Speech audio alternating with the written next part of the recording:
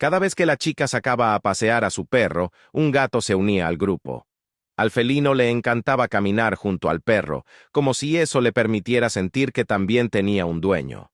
Sin embargo, cuando el paseo terminaba y todos regresaban a casa, el gato se quedaba de pie junto a la puerta, observando todas las casas que no eran la suya. La niña pensó en adoptarlo.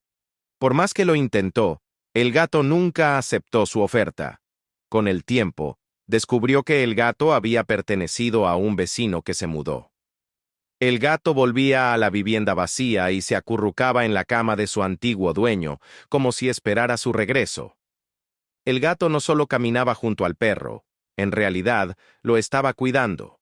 Para él, acompañarlos era una forma de asegurarse de que todos llegaran sanos y salvos. ¿Dejarías que el gato callejero se uniera a tus paseos?